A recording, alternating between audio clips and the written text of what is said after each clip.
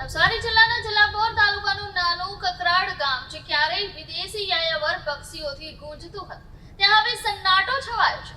બદલાતા પર્યાવરણ અને માનવીય દખલને કારણે આ વેટલેન્ડમાં પક્ષીઓની સંખ્યામાં નોંધપાત્ર ઘટાડો થયો છે, જે પર્યાવરણ પ્રેમીઓ માટે ચિંતા જગાવે છે. નવસારી જિલ્લાનો દરિયાકાંઠો અને જલાલપોર તાલુકાની નાની કકરાડ ગામ આ એ જ વેટલેન્ડ છે જ્યાં એક સમયે હજારો માઇલ દૂર સાઇબેરિયા અને મધ્ય એશિયાથી યાયાવર પક્ષીઓ શિયાળો ગાળવા આવતા હતા, પરંતુ આ વર્ષે દ્રશ્ય સંપૂર્ણ બદલાયેલું છે. શિયાળો હોવા છતાં અહીં પક્ષીઓની હાજરી અત્યંત ઓછી જોવા મળી રહી છે. નિષ્ણાતોના જણાવ્યા અનુસાર પક્ષીઓ ન આવવાનું મુખ્ય કારણ વેટલેન્ડ વિસ્તારમાં થતું પુરાણ, વધતું શહેરીકરણ અને માનવીય દખલ સામેલ છે, જેના કારણે પક્ષીઓના કુદરતી રહેઠાણો નષ્ટ થઈ રહ્યા છે. બીજી તરફ કુદરતી કારણો પણ જવાબદાર છે.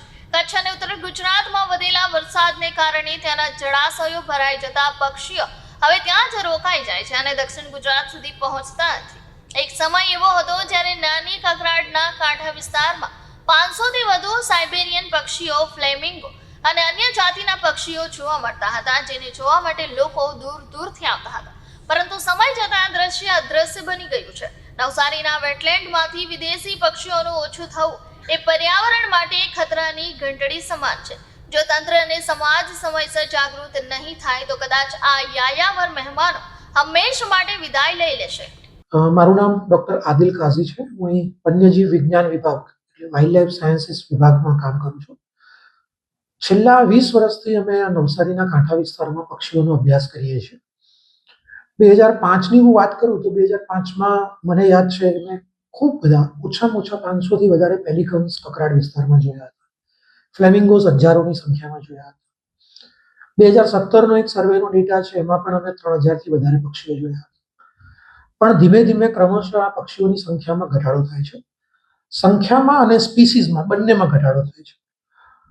આમ નવસારી જિલ્લામાં 300 થી વધારે સ્પીસીસ છે, પણ વોટર બર્ડ્સની 75 થી વધારે સ્પીસીસ અમે રેકોર્ડ કરી હતી, જે આજે અમારે 10-15 સ્પીસીસ પણ રેકોર્ડ કરવી છે, પણ અત્યાર સુધી નથી જોવા મળતી.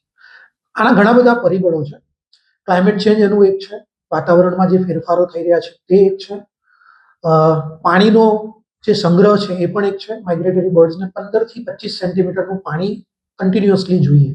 જે પાણી નથી રહેતું એના કારણે માઇગ્રેટરી બર્ડ્સ અહીંયા રહેવાની જગ્યાએ બીજે સ્થળાંતર કરે છે. શું પ્રિવેન્શન લેવો જોઈએ?